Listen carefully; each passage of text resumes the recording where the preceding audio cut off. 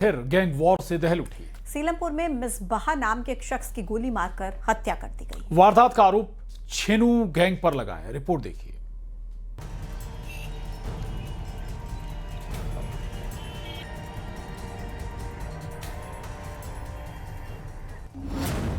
Gang war से दहल उठी देश की राजधानी।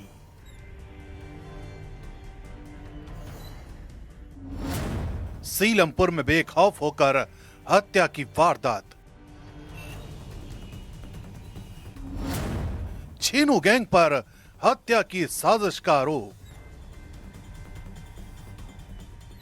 दिल्ली के सीलमपुर में देर रात गोलियों की आवाज ने लोगों की नींद उड़ा दी। हमलावरों ने मिसबाह पर करीब 20 राउंड फायरिंग की और 6 गोलियां उसे लगी, जिससे मिसबाह की मौके पर ही मौत हो गई। दिल्ली के सीलमपुर इलाके में देर रात अज्ञात बदमाशों ने ताबड़तोड़ गोलियां बरसाकर एक शख्स की हत्या कर दी। इस शख्स का नाम मिसबाह है, जो इसी इलाके में जाफराबाद में रहता था, लेकिन ये बताया जा रहा है कि ये जो हमला है ये दूसरे गैंग ने किया है। घटना स्थल से 6 खाली खोखे बरामद हुए हैं। सीसीटीवी कैमरों की फुटेज खंगाली जा रही है। पुलिस के मुताबिक ये मामला 2 गैंग के बीच रंजिश का लग रहा है।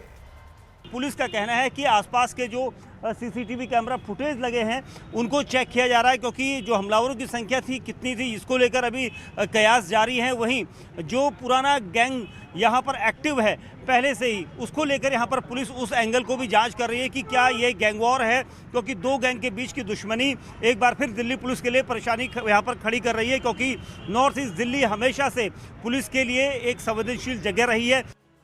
जिस मिसबाह नाम के शख्स की मौत हुई है वो कोई आम शख्स नहीं है।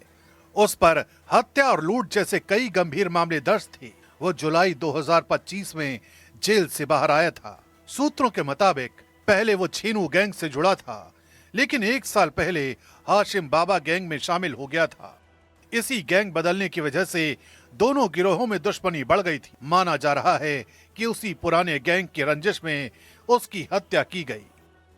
नॉर्थ ईस्ट दिल्ली में हाशिम बाबा और छेनू गैंग का नाम है और दोनों एक दूसरे के कट्टर दुश्मन हैं। यहाँ पर सूत्र बता रहे हैं कि जो मृतक मिसबाह है उसके ऊपर कई सारे मुकदमे भी दर्ज हैं और मिसबाह पहले छेनू गैंग में ही था और उसके साथ जुड़ा हुआ था, जिसके बाद 1 साल पहले ही वो हाशिम बाबा गैंग के साथ जुड़ा और इसकी वजह से उसकी दुश्मनी छेनू गैंग के लोगों के साथ बढ़ गई।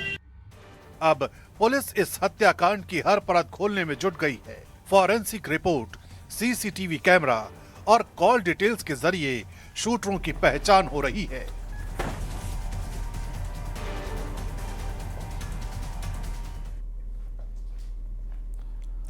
अब बात उस स्कूल की जिसने एक ऐसा फरमान जारी किया जिसने पेरेंट्स से लेकर प्रशासन तक को चौंका दिया।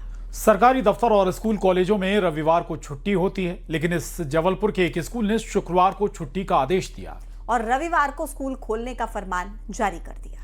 न्यूज़ 18 ने इस मामले को प्रमुखता से उठाया, जिसके बाद प्रशासन जागा है और स्कूल प्रबंधन को अपना आदेश रद्द करना पड़ा। आखिर यह आदेश दिया क्यों गया था और इस आदेश पर बीजेपी और कांग्रेस में तनातनी क्या हुई, देखिए रिपोर्ट में।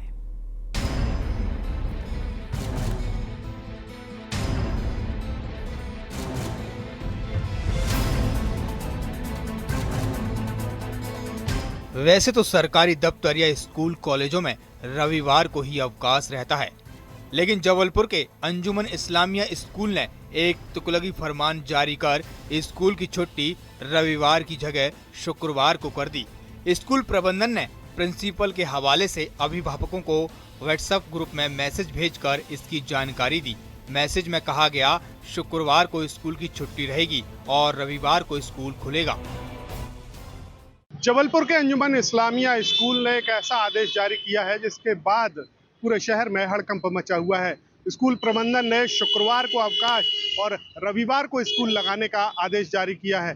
अभिभावकों के व्हाट्सएप ग्रुप में ये मैसेज भेजकर स्कूल प्रबंधन ने अभिभावकों को ताकीद दी है कि अब से जो है आगे तक भविष्य में शुक्रवार को छुट्टी रहेगी और रविवार को स्कूल लगाया जाएगा।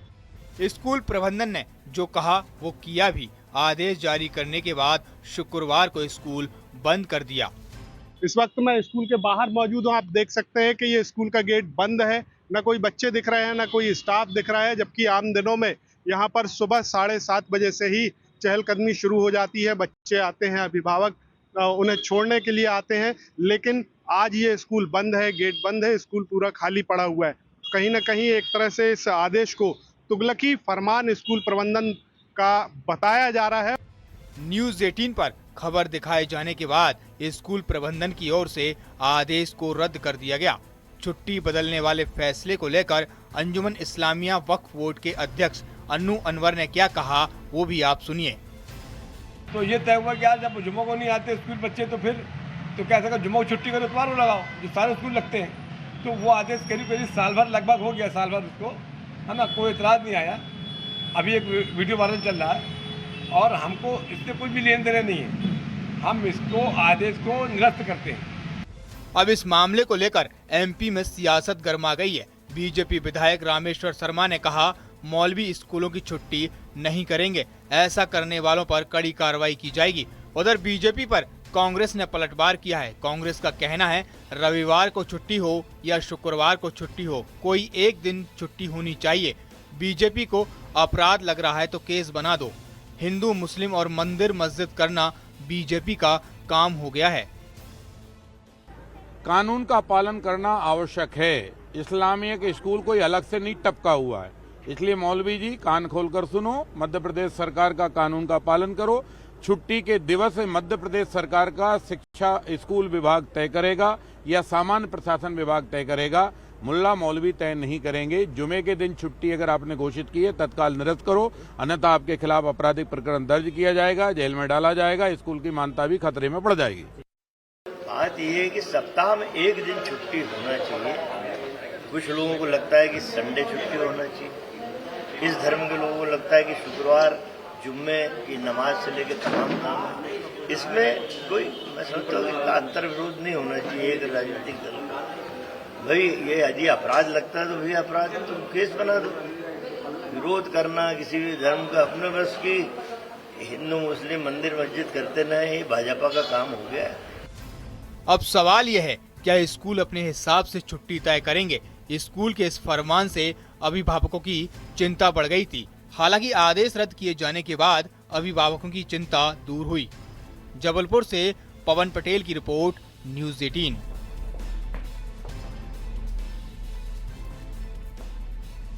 और इसी रिपोर्ट के साथ खबर असरदार में इतना ही। लेकिन खबरों का सिलसिला जारी है।